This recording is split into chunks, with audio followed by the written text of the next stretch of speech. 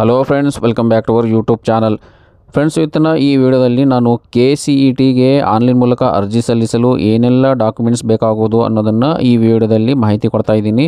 ಸ್ನೇಹಿತರೆ, ಎಲ್ಲಕ್ಕಿಂತ ಮೊದಲು ಅಭ್ಯರ್ಥಿಯ ಆಧಾರ್ ಕಾರ್ಡ್ ಬೇಕು, ಮತ್ತು ಕ್ಯಾಸ್ಟ್ ಆ್ಯಂಡ್ ಇನ್ಕಮ್ ಸರ್ಟಿಫಿಕೇಟ್, ಜಾತಿ ಮತ್ತು ಆದಾಯ ಪ್ರಮಾಣ ಪತ್ರ ಯಾರಿಗೆ ಅನ್ವಯ ಆಗುತ್ತೆ ಅವರು ಮಾತ್ರ ಇಲ್ಲಿ caste and income certificate produce ಮಾಡಬೇಕಾಗುತ್ತೆ. ಜನರಲ್ ಕ್ಯಾಟಗರಿವರೆಗೆ ಇದು ಬೇಕಾಗೋದಿಲ್ಲ.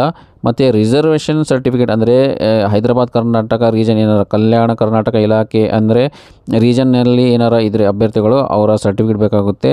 ಮತ್ತು SSLC ಮಾರ್ಕ್ಸ್ ಕಾರ್ಡ್ ಬೇಕು, ಸ್ಟೇಟ್ CBSE ಯಾವುದಿದೆ ಅದು, ಮತ್ತು ಲೇಟೆಸ್ಟ್ ಫೋಟೋ ಬೇಕಾಗುತ್ತೆ, ಅಭ್ಯರ್ಥಿಯ ಲೇಟೆಸ್ಟ್ ಫೋಟೋ, ಸ್ಟೂಡೆಂಟ್ಸ್ ಸಿಗ್ನೇಚರ್ ಬೇಕಾಗುತ್ತೆ. ಮತ್ತು ಇಲ್ಲಿ ಲೆಫ್ಟ್ ಹ್ಯಾಂಡ್ ಥಂಬ್ ಇಂಪ್ರೆಷನ್, ಎಡಗೈ ಲೆಫ್ಟ್ ಹ್ಯಾಂಡ್ನ ಥಂಬ್ ಇಂಪ್ರೆಷನ್ ಬೇಕಾಗೋದು, ಮತ್ತು ಸ್ಟೂಡೆಂಟ್ಸ್ನ ಬ್ಯಾಂಕ್ ಪಾಸ್ಬುಕ್ ಕೂಡ ಬೇಕಾಗುತ್ತೆ.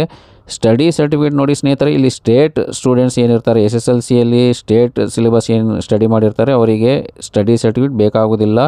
ಒಂದು ಪಕ್ಷ CBSE ಸ್ಟೂಡೆಂಟ್ಸ್ ಏನಿರ್ತಾರೆ ಅವರಿಗೆ ಸ್ಟಡಿ ಸರ್ಟಿಫಿಕೇಟ್ ಬೇಕಾಗುತ್ತೆ. ಮಿನಿಮಮ್ 7 ಇಯರ್ಸ್ ಇಲ್ಲಿ ಕರ್ನಾಟಕ ಸ್ಟೇಟ್ನಲ್ಲಿ ಸ್ಟಡಿ ಮಾಡಿರಬೇಕು, ಅವ್ರಿಗೆ ಮಾತ್ರ ಇದು ಇಲ್ಲಿ ಸ್ಕ್ಯಾನ್ ಮಾಡಿ ಅಪ್ಲೋಡ್ ಮಾಡ್ಕೋಬೇಕಾಗುತ್ತೆ. ಮುಂಚೆ ಇಲ್ಲಿ ಬಿಗಿನಿಂಗ್ನಲ್ಲಿ ಇದು ಎಲ್ಲರಿಗೂ ಕೇಳ್ತಾ ಇತ್ತು, ಅಂದರೆ ಸ್ಟೇಟ್ನವರಿಗೂ ಕೂಡ ಸ್ಟಡಿ ಸರ್ಟಿಫಿಕೇಟ್ ನಾವು ಸ್ಕ್ಯಾನ್ ಮಾಡಿ ಅಪ್ಲೋಡ್ ಮಾಡ್ತಾ ಇದ್ವಿ. ಇವಾಗ ಅದು ಅಪ್ಡೇಟ್ ಆಗಿದೆ. ಈಗ ಸ್ಟಡಿ ಸರ್ಟಿಫಿಕೇಟ್ ಕೇವಲ CBSE ಸ್ಟೂಡೆಂಟ್ಸ್ಗೆ ಮಾತ್ರ ಇಲ್ಲಿ ಅನ್ವಯ ಆಗುತ್ತೆ.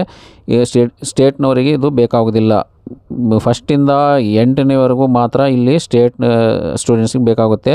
ಸ್ಟಡಿ ಸರ್ಟಿಫಿಕೇಟ್ ಕೇವಲ CBSE ಸ್ಟೂಡೆಂಟ್ಸ್ಗೆ ಇಲ್ಲಿ ನಾವು ಸ್ಕ್ಯಾನ್ ಮಾಡಿ ಅಪ್ಲೋಡ್ ಮಾಡ್ಕೋಬೇಕಾಗುತ್ತೆ. ಸ್ನೇಹಿತರೆ, ಇಷ್ಟೆಲ್ಲ ದಾಖಲಾತಿಗಳೊಂದಿಗೆ ನಾವು ಆನ್ಲೈನ್ ಮೂಲಕ ಅರ್ಜಿ ಸಲ್ಲಿಸಬಹುದು.